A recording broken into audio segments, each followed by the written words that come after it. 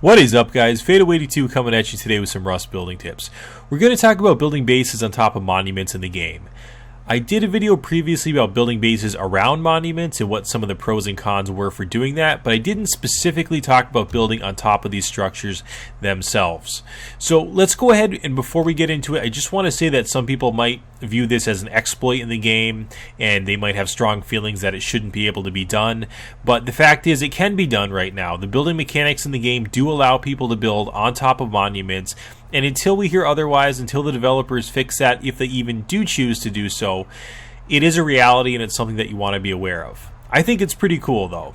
So some players here have built a base on top of the globe monument. For lack of a better term, I call it the globe, and I think it's a pretty cool design.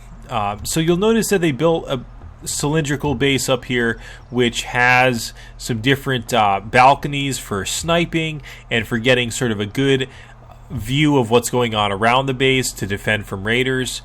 And we're not going to look in the base, guys. We don't do that because that would be violating their privacy, but we'll notice that around the base here they have some different structures on the ground and they've sort of walled it off a little bit. We'll get into that in a moment. So the benefit to doing something like this, guys, is that you're going to get a really good sort of vantage point when you're up here. You'll notice you can kind of really see a lot that's going on. You can see sort of for miles and miles, and you'll be able to defend against raiders and see when they're coming better than pretty much any other base in the game in terms of the height.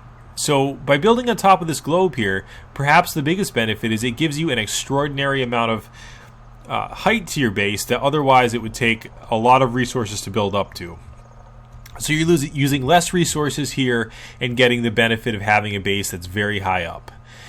The downside to a base like this is it requires that the players rely strongly upon defending sort of the choke point of the base, which is sort of the entry to the stairwell here. So this is going to be a place that's going to be the main exit and entry point for the homeowners. So if they want to get out of the base, they can try jumping down, but the chances are they're going to take quite a bit of damage.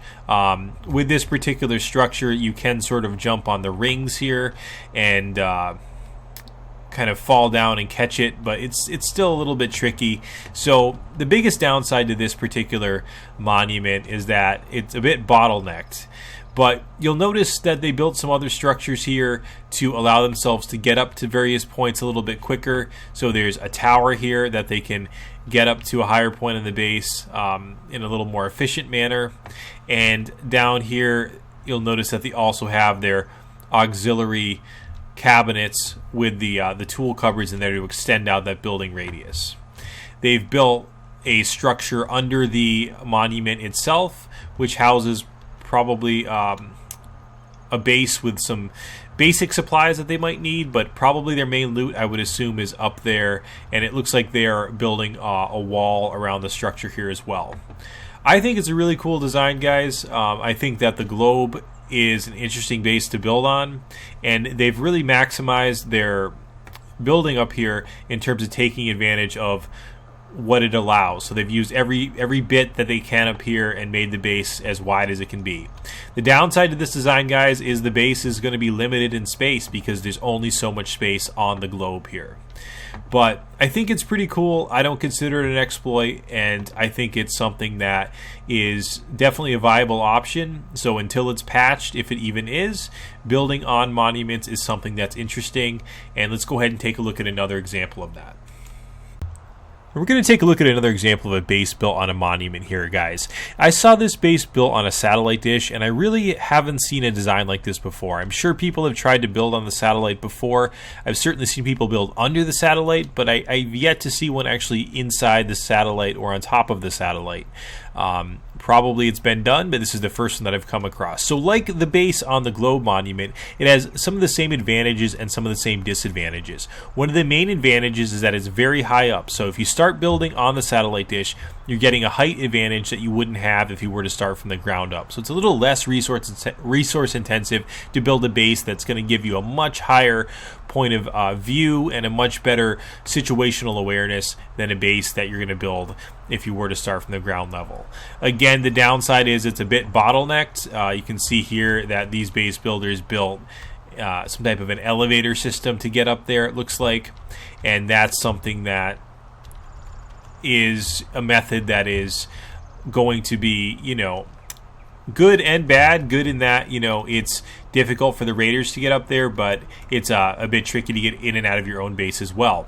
You can see around here that they, unlike the monument base, they did some other things here. They have the twig floor tiles, which they presumably remove after they log off, and that allows it to have a little more protection. So if someone were to get up to this level and through this door, they're going to fall into sort of a morass of sort of spike barricades down here, which will do quite a bit of damage.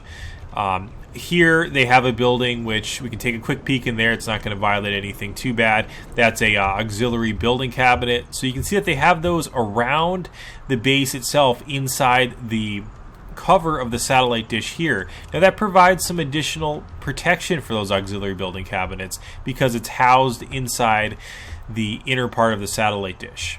So I think that the satellite dish base design is pretty interesting. Like the base design on the globe, it limits the type of base you can build because you're not going to be able to build any type of a base. You have to sort of work with the pre-existing structure here.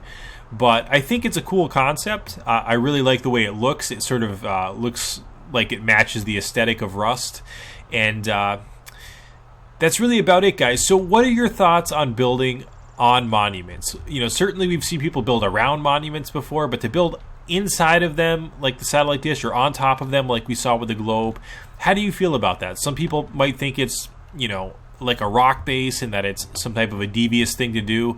I'm of the mindset that it's perfectly acceptable and there's a finite amount of these things there. So if you can get to one of these monuments and start building there, you know, it's fair game at this point. Again, guys, we don't know which way the wind's going to blow with the developers. They might put in some type of parameters in the future where players can't build on these structures. There might be a building blocked area sort of when it comes to these structures, but right now it is a reality and it is fair game, and I actually think they're pretty cool, but that's just my opinion and take it for what it's worth. Alright guys, hope you enjoyed the video. This is Fado82. Peace.